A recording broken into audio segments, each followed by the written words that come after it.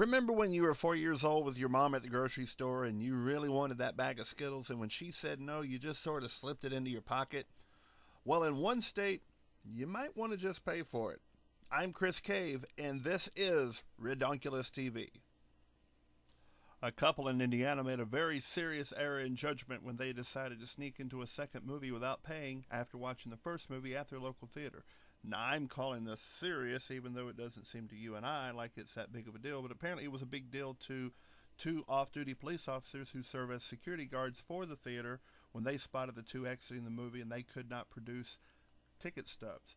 They were arrested and charged with theft of services, which apparently in Indiana is a felony offense. I'd like to point out that the tickets, had they been purchased by the couple, would have been $6.75 each. It's a movie. They didn't steal a Buick. Why are these two being charged with a felony offense? So I did some research.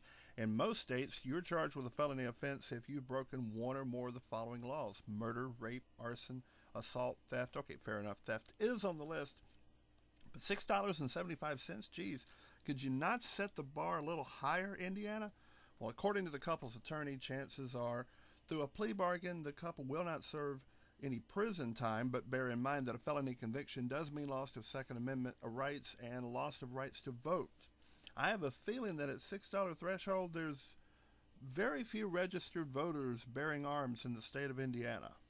Allow me to pose another question. Have you ever been in need of something to grab to beat your disorderly significant other with, and you just didn't know what to grab in a pinch? Well, there's an app for that. Allow me that pun, please. There's an Apple for that. Now, I'm sure the officers at NYPD blew this whole thing off when the 911 call came in, because they're thinking, oh, a guy hit his wife with an apple. Forget about it. This is New York. If this is the worst thing we see today. And then they find out that the perp is actually a New York City firefighter, and that the Apple is actually an Apple iPad. Then they were thinking, oh, that's just wrong. But still, if this is the worst thing that we see today, well, a New York City fireman became outraged when a picture he did not approve of was placed on the internet by his wife, and he decided to beat her in the head with an iPad. Then he reportedly snatched her by the hair and slung her onto the floor. Now, I in no way endorse domestic violence, but I do have to ask, could you not have found something besides a $500 iPad to beat your wife with? Neanderthals used clubs. Do you not have any of those laying around? Start grabbing frozen food from the freezer and throw that at her. It's not like you're going to get to come home anytime soon and enjoy any of it. But why use an iPad? Which leads me to this question, and frankly the only one I really care about in this story at all. Did the iPad survive the beating?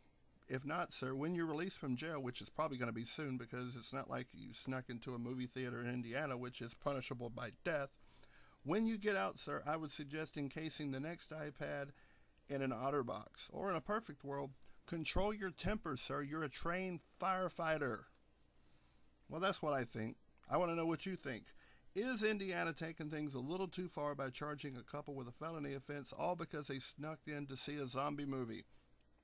And should a New York City firefighter now divorce his wife for causing him to break a perfectly good iPad with her skull? Should she have hit him back with a Dell laptop, which is about 10 times heavier and a bit harder to break? And ironically, they actually have a warranty that covers that. That would have been my suggestion anyway.